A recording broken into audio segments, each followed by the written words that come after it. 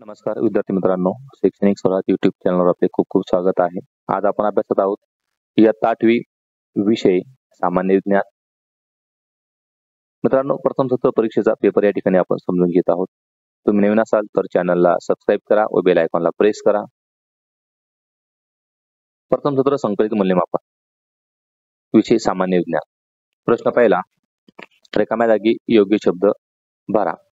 दोन किंवा अधिक घटक पदार्थ असणाऱ्या द्रव्याला मिश्रण म्हणतात।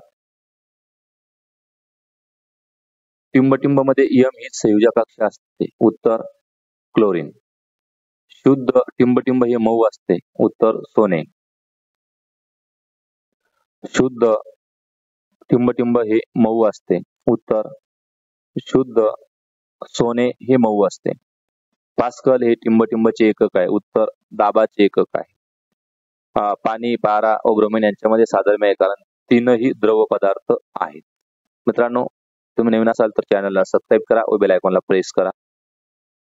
जोड्या लावा। समुद्राचे पाणी, या ठिकाणी फेज सांगायचे आपल्याला। द्रवात द्रव, व्हिनेगार, द्रवात स्थायू, हवा, वायूत वायू, क्लोरीनयुक्त पाणी, द्रवात वायू आणि ब्रॉन्झ स्थायूमध्ये स्थायू।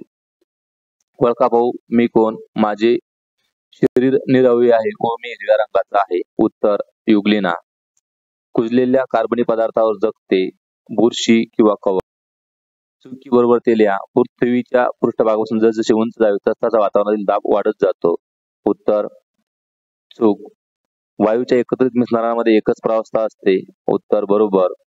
नदीच्या वाहत्या पाण्यात कपडे धुतल्यास पाणी प्रदूषित होत नाही। उत्तर चूक। एका वाक्यात उत्तरे लिहा। HIV विषाणू पहिल्यांदा कोणात सापडला? उत्तर एका विशेष प्रजातीच्या माकडामध्ये।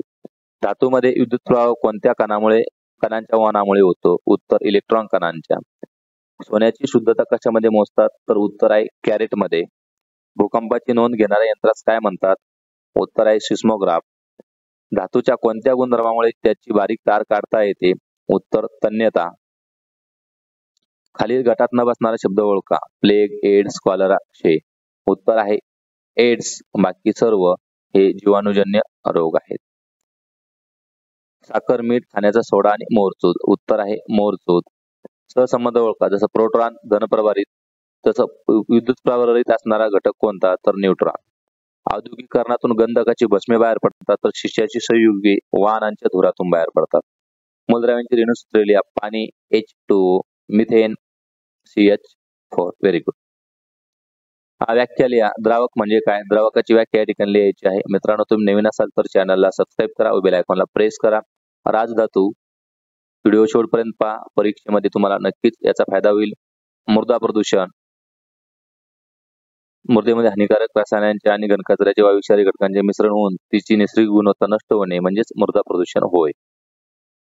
फरक स्पष्ट करा। कोणतेही दोन? प्रोटॉन व इलेक्ट्रॉन। दोन मुद्द्यांच्या सहाय्याने आपण या ठिकाणी फरक स्पष्ट करूया। इलेक्ट्रॉन आणि प्रोटॉन धनप्रभारित असतात, ऋणप्रभारित असतात। अणूच्या बाहेर कवचात फिरतात आणि अणूच्या केंद्रकात असतात। मूलद्रव्य आणि संयुगे, तर मूलद्रव्ये एकाच प्रकारचे अणूचे असतात। संयुगे दोन किंवा अधिक वेगवेगळे अणूंनी बनलेले असतात। उदाहरण हायड्रोजन, ऑक्सिजन, H2O, NaCl अशा पद्धती। टिपा लिहा। व्यायाम किंवा योगासने। व्यायामाचे फायदे, योगासनाचे फायदे या ठिकाणी आपल्याला लिहायचे आहेत। जलप्रदूषण म्हणजे काय? जलप्रदूषणाचे फायदे, तोटे। त्याचे जलप्रदूषणाचे तोटेच असणारे, फायदे नाहीत। पुढील प्रश्नाचे थोडक्यात उत्तरे लिहा। विषमांगी मिश्रण म्हणजे काय? तर विषमांगी मिश्रण म्हणजे ज्यामध्ये समप्रमाणात नसतात अशा पद्धतीने। डाल्टनचा सिद्धांत स्पष्ट करा। त्याने सांगितलं की प्रत्येक पदार्थ हा अणु नावाच्या अतिसूक्ष्म अविभाज्य कणांनी बनलेला असतो। आता हृदयरोगावरील कोणते उपचार आहेत? तुम्ही मनाने लिहू शकता। या ठिकाणी कोणतेही दोन असल्यामुळे दोन प्रश्नांची उत्तर नमुना दाखल या ठिकाणी मी दिलेले आहे। मित्रांनो, व्हिडिओ आवडत असल्यास लाईक करा, नवीन असाल तर शेअर करा व चॅनलला सबस्क्राइब करा। बघा, शास्त्रीय कारणे लिहा। सोने व प्लॅटिनियम यांना राजधातू म्हणतात, कारण त्यांचे जे विशिष्ट गुणधर्म आहेत त्यामुळे त्यांना राजधातूंची ही पदवी दिलेली आहे। आता लोखंडी खिळा पाण्यात बुडतो पण पाऱ्यावर तरंगतो, याचं कारण आपल्याला द्यायचं आहे। त्याचं कारण लोखंडी खिळ्याची घनता पाण्यापेक्षा जास्त असल्याने तो पाण्यात बुडतो, तर पाऱ्यापेक्षा कमी असल्याने तो पाऱ्यावर तरंगतो। डेन्सिटी घनतेचा हा परिणाम आहे। नामनिर्देशित आकृती काढा। मित्रांनो, तुम्हाला व्हिडिओ आवडला असेल तर तुम्ही चॅनलला सबस्क्राईब करा व मित्रांमध्ये व्हिडिओ शेअर करा. परीक्षेसाठी तुम्हाला खूप खूप शुभेच्छा. आपण पुन्हा भेटूया पुढील व्हिडिओमध्ये. अमिबाची आकृती या पद्धतीने तुम्ही काढू शकता आणि आर्गॉन इलेक्ट्रॉन स्वरूपात या पद्धतीने आपण करू शकतो. Thank you friend. Thank for watching. Subscribe for more videos and don't forget to subscribe my channel. Thank you. Bye.